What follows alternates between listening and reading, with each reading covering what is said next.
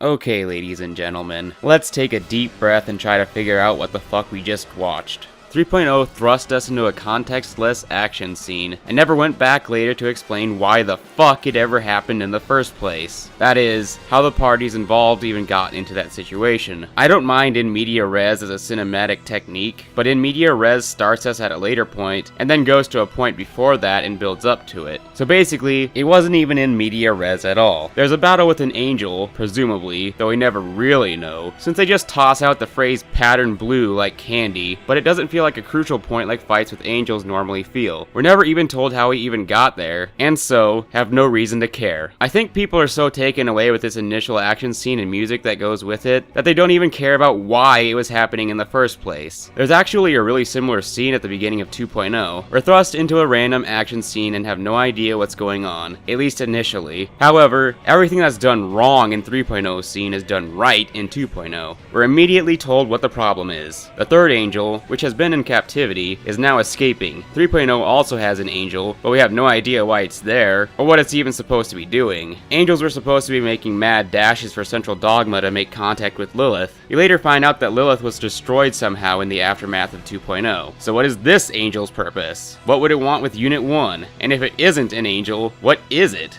We immediately know the objective of the pilots involved. Actually, we know this in both, but we have no context for their mission in 3.0. How the fuck did Shinji's Eva end up in space, and what's an angel thingy doing with it? In 2.0, we know that they had a captive angel and Mari was trying to stop it from escaping. Obviously, it's much easier to accept the plausibility of 2.0's situation. And when the scene is over, we go to something familiar to remind us that this is indeed a continuation of the story we're familiar with. Familiar characters, familiar world, familiar angels, but not here. Nothing we see in 3.0 gives any indication that we're even on the same planet anymore. As though that isn't bad enough, there's only a couple of minutes between it and the next contextless action scene, which nobody cares about because 1, everyone still needs to know what the fuck happened in the previous one, and 2, because there's no lead up to this one either. Things just come out of nowhere and then there's a fight. They say there are these things called Mark IVs and that they are pattern blue, but don't call them angels. Is there something new that's pattern blue? Don't know. They never say. It's just one of the many things that we'll never know, and only compounds the confusion. For all we know, Anno probably retconned the term pattern blue to mean something completely different from what it used to, or is just tossing it around willy-nilly as a way to artificially induce tension. You see, when they said it before, it actually worked, since you knew it was a big powerful angel. We're only like 20 minutes in, and already in the most desperate need of an info dump ever. In case you don't know, info dumping is when a character literally just stands there and spouts off a bunch of expository shit to explain things that already happened. It's an extremely cheap and tactless writing ploy to compensate for a writer's inability to reveal details gradually or utilize foreshadowing. However, an info dump was exactly what this movie, at least in its current state, desperately needed. It's sad when an anime like Naruto does a better job at letting you know what's happening than your anime does. They even had the perfect situation for it, but fuck that. Another action scene! Yeah! The story progression is a lot simpler than before now, too. Count the number of different scenes in this movie. You have the space battle, the scene with Willy, the 2 whole rooms we alternate between at Nerve, and the final battle nonsense. There's not a lot of variation going on here. My guess is that they wanted to save time and money on designing a variety of settings and surroundings. 3.0 is not just disconnected due to lack of explanations. These are not the same characters we saw in the last movies, in more ways than one. They, for some reason, aren't able to find Rei in the entry plug with Shinji, even though he clearly pulled her out of the angel and into his entry plug with him, so her previous character development is completely reset with a new Rei. Asuka is really pissed at Shinji, but then suddenly acts like they're supposed to have been the best buddies after trying to murder him at the end of the movie. Okay, I guess you suddenly got over being super pissed at him somehow. Misato is probably the second worst. Remember how she was encouraging Shinji to do what he wanted at the end of 2.0? Yeah, now she detests him to an incomprehensible degree, and for whatever reason, refuses to tell Shinji why, or what the fuck's going on at all. Why aren't the fans of these characters absolutely livid? Is everybody retarded? None of these are the characters we knew. They have the same names, the same appearance, mostly, and the movie expects us to believe they're the same, but they're not. Asuka fans? She's a much worse than before. Misato fans? She's a colossal plot too, and nothing else. Ritsuko fans? She had like 3 lines in the entire movie and lost any semblance of a personality. All of these characters got completely shafted, except for Shinji. And for some reason, Anno decided that there was a need to just toss in a random line that was supposed to be characterization for Maya Ibuki. Like, here, characterization for some hoe that doesn't even matter. Now, people could just assume that all this character derailment is caused by the kind of third impact whatever Shinji caused, but that's really just an attempt at justifying sloppy, haphazard writing. These changes in their personalities are huge and deserve some kind of insight in the form of a flashback or expositional monologue. We as viewers can't just be left to make such huge assumptions about such important things. For all of these fucking assholes, Shinji, ironically enough, is the only link between this movie and the previous. He's the only thing that makes sense, and the only character that behaves with a single ounce of logic and consistency. He's the only one thinking about what happened during those 14 years. He's the only one who remembers the ending of the last movie. What makes it even worse is that nobody will answer his fucking questions, and since nobody will let him in on anything, we are left hanging too. I don't know if Anno knows this, but you're allowed to give the viewer information that the protagonist doesn't have. It seems that Anno is even aware of this link between Shinji and the audience and made him say lines and ask questions that the intelligent viewer would be asking, teasing us with the answers that he'll never actually give out. Shinji asks if they're fighting an angel in the second fight sequence. They keep talking about these Mark IV things and saying that they're pattern blue, which obviously implies that they're angels, but they never explicitly state angel. Shinji asks why Misato is fighting Nerve, and we never find out why they are. When resumed third impact / fourth impact happens, he's like, what is this? Anno is basically trolling fans who want answers to these questions, and instead of explaining shit, he gives everyone the finger. Anyways, Shinji is the only one who's the same, and if it weren't for him, I'd have just assumed that this was a complete alternate reality and wasn't related to Evangelion whatsoever. Too bad even he has the idiot ball dropped on him in a stroke of plot-induced stupidity to force the plot to move somewhere. Why wouldn't he listen to Kaoru? Because then we wouldn't have had fourth impact. Resumed third impact. Wait, which one is it?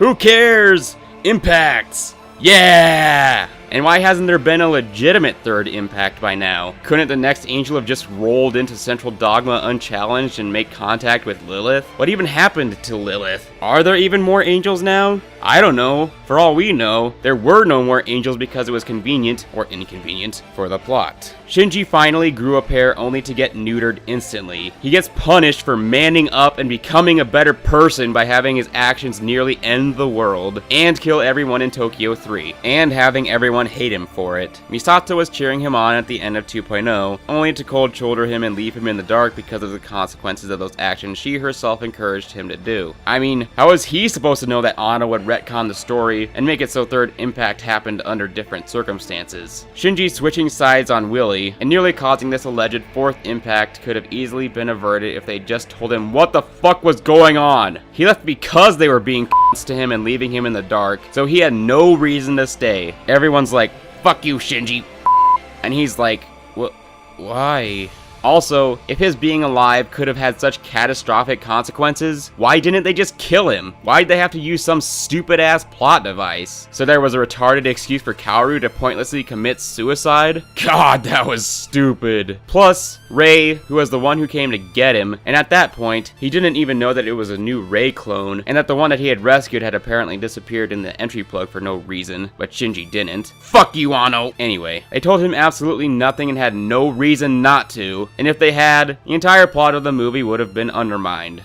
Fuck! The entire plot is built on an inexcusable failure to communicate. And no, you can't just point fingers at the characters and say, they just can't communicate well. This has nothing to do with the characters' personalities, just with the characters' inexplicable cone of silence. If anything, Asuka would have been the one who'd make the most sense to explain this. She'd be the kind of person who'd be glad to inform Shinji just how badly he fucked up. Maybe even Mari could do it, as she seems to just love to spout out random plot details out of nowhere. Anno fucked up Rei! But no, seriously, how did she disappear and Shinji didn't? And how did Shinji not know that she disappeared in that time? Hell, how did he even stay alive all that time? Did the LCL sustain him with nutrients? Or was it the magical curse of Ava that prevents them from aging? Seriously, what the fuck? And where was Ava 1 during those 14 years? Was it in space in that cross-shaped box all that time? Or did it just get there right right before the operation to retrieve it. How did it get there? What were those angel wannabes doing with it? How did it take Willie, fuck that retarded name, so damn long to retrieve it if it was so crucial to their goals? But anyway, Rey gets completely shafted, with all of her great development in the previous installments reset just because Anno felt like it. Not only is the writing surrounding this objectively bullshit, but Rey is my fucking favorite character in Evangelion. Holy shit, did this piss me off. They called Rey an Adam's vessel a couple of times in the movie. What was the point in calling her an Adam's vessel when they first saw her? What was the point in calling her an Adam's vessel at all? They never called her that before, and that didn't play a role in this movie anyway. Rey's plot point as an Adam's vessel expects you to know the original series. And speaking of that, there are a lot of callbacks to the original series, like the plot point of Yui's soul being Ava Unit 1. These things are pretty interesting if you've seen it, but at the same time, the movie completely shits on the canon of the show. It doesn't bother to establish new canonical rules to replace them either. It just tears them up and doesn't substitute anything in their place. And Gendo. There is no critical point with Gendo. It's always been this way with him, but at least before, you could always see the end of his plan. An altered human instrumentality plan with the goal of reuniting with his deceased wife. Everything he says and does here is just one big Xanatos gambit. Meaning, oh, Shinji failed? All part of the plan.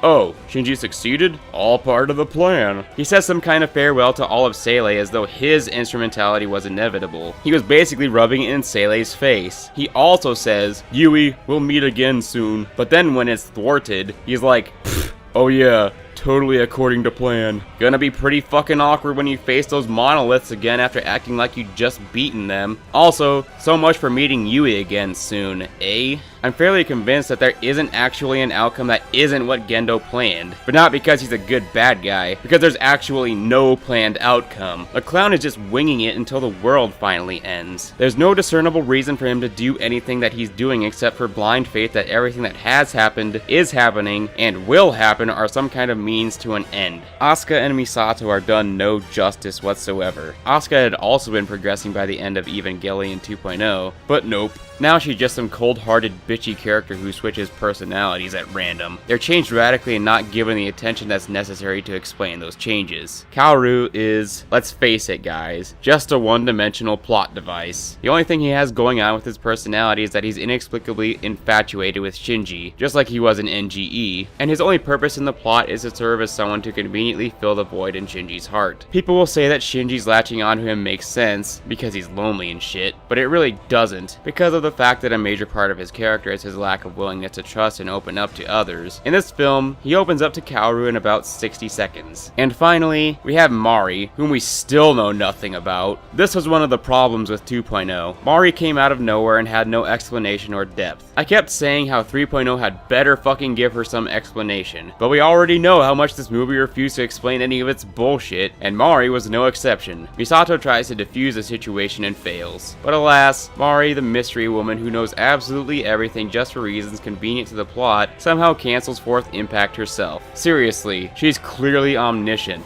How do you know that? All she was in 2.0 was TNA, that was also a plot device, and all she is here for is TNA, that's also a plot device. It's pretty obvious why she has any fans to begin with, and it's not because she's a good character.